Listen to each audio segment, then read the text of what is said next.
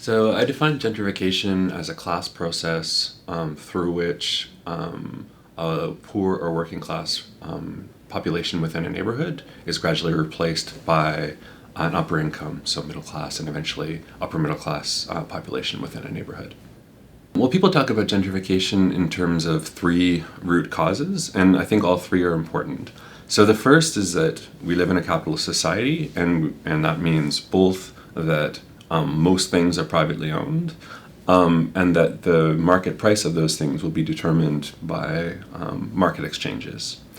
And so within that context, we find that through much of the 20th century, a lot of capital, meaning invested money, was invested in other parts of the city, primarily in the expansion of the suburbs. So from the early part of the 19th century, the 1900s, until sometime in the 1960s, most of capital, invested money, that was involved in urban development was involved in buying up old farmland or forests or whatever and building suburbs.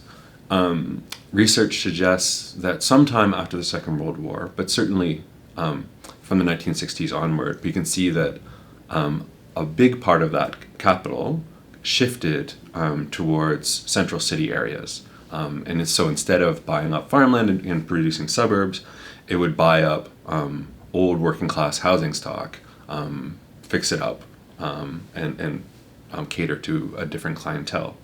The second thing I think that we need to talk about is kind of a splitting of the middle class, which also began in the 1960s. And that is sort of a more of a change that's more connected to culture, lifestyle, values, aesthetics.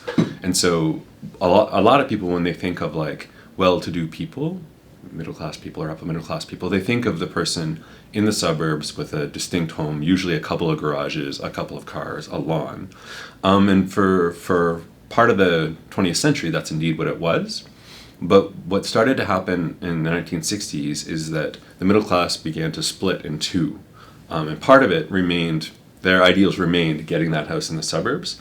For the other part, their ideal became living in the city, living in potentially a smaller house with a smaller lawn, but maybe like a kind of historic or patrimonial cachet. So they might have like an old brick townhouse, exposed brick walls in the interior, a denser form of life. They're the kind of people who are more likely to have like nice art on the wall than to have four cars.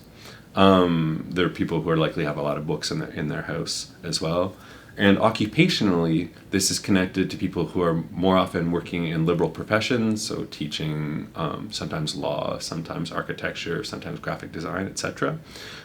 Social services, art, music, a whole variety of people who define themselves in terms of their work, slightly in opposition to the boring person who wears a suit to work and works for a bank, perhaps. Although some of these people work for the bank. People who work for Ubisoft would be an example of this. People who skateboard to work and wear a screen-printed shirt, who are absolutely part of the middle class and do work that is intimately connected to the making of profits for corporations, but who don't see themselves generally as occupying the same social class as someone who just like sells insurance. Right? And so these people basically came to desire to live in inner city neighborhoods. And to the extent that they did, then you have an upper income people who are living in what were once working class neighborhoods. And then the third thing, which I'll touch on just briefly, is just that government policy facilitated this enormously. And this is more, there's a lot of small policies introduced from the 1960s that promoted gentrification.